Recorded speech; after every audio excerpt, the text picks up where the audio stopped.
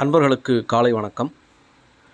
நேற்று விஜய் தொலைக்காட்சியில் நீயா நானா நிகழ்ச்சி பார்க்க நேர்ந்தது. அதில் கொடுக்கப்பட்ட தலைப்பு என்ன அப்படின்னா, வேலைக்கு சென்று சம்பாதிக்கும் பெண்கள் மற்றும் அவர்கள் குடும்பத்தார், இவர்களை வச்சு தான் நேற்று நிகழ்ச்சி நடந்தது. வேலைக்கு சென்று சம்பாதிக்கும் பெண்கள் என்னென்னலாம் கஷ்டங்களை எதிர்கொள்கிறார்கள், ஏன் அவங்க வேலைக்கு போகிறாங்க அப்படிங்கிறத பற்றிலாம் விவாதங்கள் நடந்தது.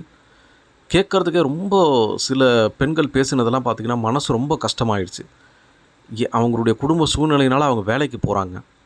ஆனால் வேலைக்கு போகிற இடத்துல ஒரு பெண் வந்து விளக்கி சொன்னாங்க. என்ன அப்படின்னா, அவங்க ஒரு துணி கடையில் வேலை செய்யுது அந்த பொண்ணு. அந்த துணி கடையில் பார்த்திங்கன்னா ஃபுல்லாக ஏசி இருக்கும். ஏசி, அதுவும் அந்த கிரானைட்டில் ஏசி இருக்குன்னா எப்படி இருக்கும்னு, எவ்வளோ சில்லுன்னு இருக்கும்னு நமக்கு தெரியும். ஆனால் அங்கே வேலை செய்கிறவங்க விற்பனை பெண்கள் யாரும் செருப்பு போடக்கூடாதான். ஏன்னா அது மரியாதை இல்லையா இடத்துல.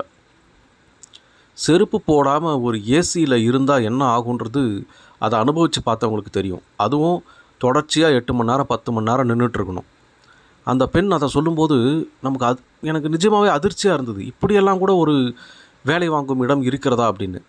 அந்த பெண்ணுக்கெல்லாம் நைட்லலாம் தூக்கமே வராதான். காலில் அந்த வெரிகோஸ்ன்னு சொல்ல, அந்த நரம்பு சுருள் நோய். ஆக்சுவலி அந்த பெண்ணுக்கு வந்து தினமும் நைட்டில் கால் அவ்வளோ வலிக்குமா. அவங்க அம்மா சொல்கிறாங்க, தினமும் வெந்நீர் வச்சு ஒத்தடலாம் கொடுத்து எல்லாம் பண்ணுவேன் அப்படின்னு. அந்த பெண்ணுக்கு இன்னும் கல்யாணம் கூட ஆகலை. சின்ன வயசு தான். அதற்குள்ளேயே அந்த பெண்ணுக்கு இவ்வளவு பிரச்சனைகள், இவ்வளவு உடல் உபாதைகள் இருந்தால் எப்படி அந்த பெண் வாழ்க்கையில் இன்னும் கொஞ்சம் நாளத்துக்கு நல்லா இருக்கும். இது மாதிரி ஒரு விஷயம் 2 விஷயம் இல்லை. சில பெண்கள்லாம் சொல்கிறாங்க, நாங்கள் 13 மணி நேரம் 14 மணி நேரம் வேலை செய்கிறோன்னு சொல்கிறாங்க. இதெல்லாம் கேட்கும்போது ரொம்ப அதிர்ச்சியாகவும் கஷ்டமாகவும் இருக்குது. சில பேர் கேட்கலாம், ஏன் ஆண்கள் கூட தானே கஷ்டப்படுறாங்க, அவங்களோட தான் 16 மணி நேரம் 17 மணி நேரம் எல்லாம் வேலை செய்கிறாங்க அப்படின்னு. நிச்சயமாக ஆண்களும் கஷ்டப்படுகிறார்கள்.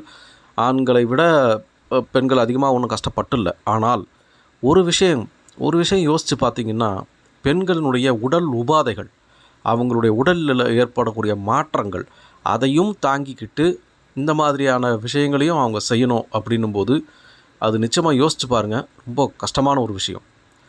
இன்னொரு விஷயம் பார்த்திங்கன்னா, அது சொல்கிறதுக்கு மன்னிக்கணும், நிறைய ஆண்கள் வந்து வீட்டில் பார்த்திங்கன்னா வேலைகளை பகிர்ந்துக்கிறதோ இல்லை ஏதாவது ஒரு சின்ன உதவி செய்கிறதோ கூட கிடையாது. ஆனால் பெண்கள் என்ன பண்ணணும், வீட்லேயும் வேலை செய்யணும், அவங்க வெளியிலையும் போய் வேலை செய்யணும். வெளியில் வேலை செய்யும்போது இந்த மாதிரியான உடல்நிலை பிரச்சனைகளையும் அவங்க பார்த்துக்கணும். அதை தவிர நமக்கு ஏற்கனவே நல்லா தெரியும், மேலதிகாரிகள்லாம் வந்து பார்த்திங்கன்னா இந்த மாதிரி ஓரளவுக்கு என்ன சொல்கிறது, கீழான வேலை செய்கிறவங்களெல்லாம் எப்படி ட்ரீட் பண்ணுவாங்கன்னு நமக்கு தெரியும். அவ்வளவு மன உளைச்சல்களும் ஏற்படும். அதை எல்லாத்தையும் தாங்கிக்கிட்டு ஒரு பொண்ணு அந்த குடும்பத்துக்காக கஷ்டப்படுது அப்படின்னா அதெல்லாம் உண்மையிலே பெரிய விஷயம். ஒரு பெண் பேசினாங்க.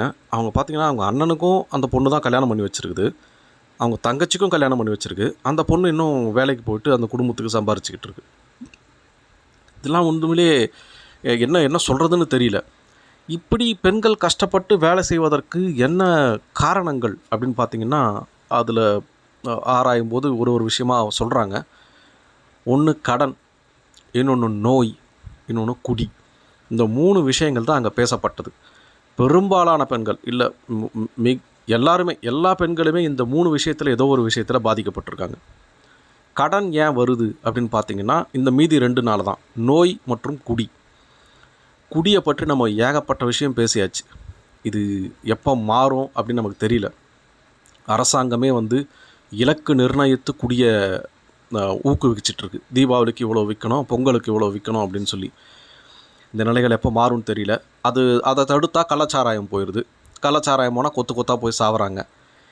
இதற்கு என்ன தீர்வு அப்படிங்கிறது படித்த ஆன்றோர்களும் பெரிய அதிகாரிகளையும் உட்கார்ந்து யோசித்து இதை முடிவு பண்ணணும். இது தெரியல. அடுத்தது பார்த்திங்கன்னா நோயின்னு பார்த்திங்கன்னா, சில பேருக்கு அதுவாக வந்துடுது நோய், சில விஷயங்கள். சில பேருக்கு பார்த்திங்கன்னா விபத்து, அந்த மாதிரியான இதில் மாட்டிக்கிட்டு அந்த குடும்பத்தினுடைய ஆண் தலைவன் வந்து அவரால் வேலைக்கு போக முடியாத போயிடுது. அதனால் பெண்கள் வேலைக்கு போகிற நிலைமைக்கு வந்துடுது. இன்னொன்று பார்த்திங்கன்னா கடன். இந்த நோய் மற்றும் குடியினால் ஏற்படக்கூடிய கடன், அதை பற்றி தான் நிறைய பெண்கள் பேசுனாங்க. அதுவும் அவங்க வாங்குகிற வட்டியெல்லாம் பார்த்திங்கன்னா 10 வட்டி அந்த மாதிரி வாங்குகிறாங்க. அவர் கோபிநாத் கேட்குறாரு, ஏன் 10 வட்டிக்கு போய் வாங்குறீங்க? நீங்கள் கடன் வாங்குறீங்க, ஓகே புரியுது. அப்போது கம்மியான வட்டி கொடுக்குறவங்க கிட்ட போய் வாங்குறது தானே அப்படின்னா, அவங்க என்ன சொல்கிறாங்கன்னா, அந்த 10 வட்டி கொடுக்குறவங்க தான் உடனே கொடுப்பாங்க பைசா. நமக்கு அவசரத்துக்கு வேணும் அப்படின்னா அவங்கக்கிட்ட தான் போக முடியுது அப்படின்னு சொல்கிறாங்க. இந்த கடன், வட்டிக்கு விடும் தொழில், இதையும் பார்த்திங்கன்னா ஒரு முறைப்படுத்தணும். இதெல்லாம் வந்து ரொம்ப எல்லை மீறி போயிட்டுருக்குன்னு தான் சொல்லணும். நிறைய பேர் கடன் தொல்லையினால் தற்கொலைலாம் கூட பண்ணிக்கிறாங்க. இதெல்லாம் வந்து இவ்வளவு விஷயங்கள் ஒரு பொதுவெளியில் பேசப்படுகிறது. அந்த பொதுவெளியில் இது முதல் முறை இல்லை பேசுகிறது. ஏகப்பட்ட முறைகள் இந்த வட்டியெல்லாம் பற்றி நிறைய பேர் விவாதிச்சிருக்காங்க. இதற்கெல்லாம் என்ன தீர்வு கண்டாங்க? இதை வந்து எப்படி ஒடுக்குனாங்க அப்படின்னா பார்த்திங்கன்னா, எனக்கு தெரிஞ்சு ஒரு நடவடிக்கையும் எடுத்த மாதிரி தெரியல. ஒரு ஒரு ஒரு ஒரு குடும்பத்துலேயும் எவ்வளோ பேர் பாதிக்கப்படுறாங்க, எவ்வளவு பெண்கள். அதில் ஒரு பெண் சொன்னதை நான் கண்டிப்பாக குறிப்பிட்டே ஆகணும். கோபிநாத் அவர்கள் கேட்குறாரு, ஏம்மா இப்போ வந்து உங்களுக்கெல்லாம் வந்து 1 வருஷம் நீங்கள் வேலைக்கு போக வேணாம் அப்படி சொல்லிட்டாங்கம்மா, நீங்கள் என்னென்ன பண்ணுவீங்க அப்படின்னு கேட்குறாங்க. ஒரு சில பேர் நான் படிப்பை கண்டினியூ பண்ணுவேன், நான் வந்து நண்பர்கள் கூட வெளியே போவேன் எல்லாம் சொல்கிறாங்க. ஆனால் ஒரு பெண் சொல்லுது, அது கேட்கும்போது ரொம்ப கஷ்டமாயிடுச்சு. எனக்கு வேறு எதுவுமே வேணாங்க, எங்கள் அம்மா கூட இருக்கணும்.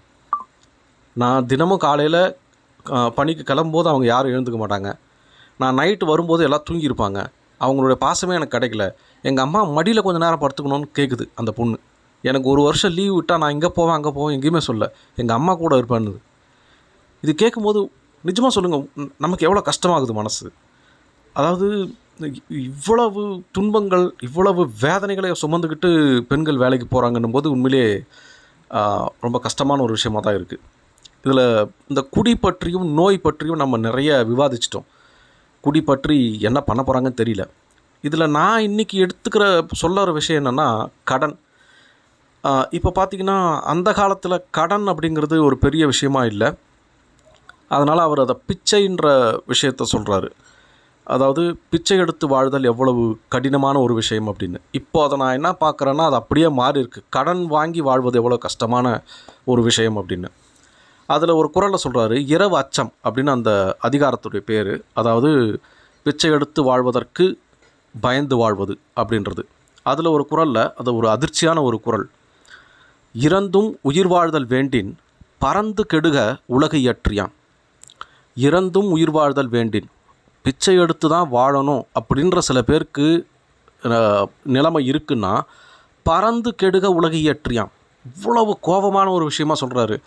திருவள்ளுவர் ஒரு முதல் அதிகாரத்தை கடவுளுக்காகவே ஒதுக்கிய ஒரு புலவர். அந்த அதிகாரம் இறைவாழ்த்து முழுவதும் பார்த்திங்கன்னா கடவுளை பற்றி தான் பெருமையாக பேசியிருப்பார்.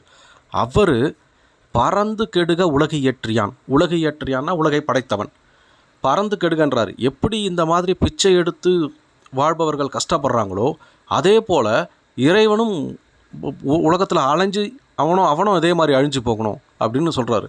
அப்போ எவ்வளவு கோபம் இந்த மக்கள் படுகிற துன்பங்களை பார்த்து திருவள்ளுவருக்கு வந்திருக்கு பாருங்கள். இது வந்து இறைவன் இருக்கிறார் இல்லைங்கிற அடுத்த விஷயம். இது நான் என்ன சொல்கிறேன்னா, பறந்து கெடுக சட்டம் இயற்றியான்னு தான் சொல்லணும். இப்போது இவ்வளவு கஷ்டங்கள், இவ்வளவு பிரச்சனைகள் நாட்டில் இருக்குது அப்படின்னும் போது நம்மை நேரடியாக ஆண்டு கொண்டிருக்கிறான் அரசாங்கம். இறைவனை விடுங்க, இறைவன் அதுக்கப்புறமா பார்த்துக்கலாம்.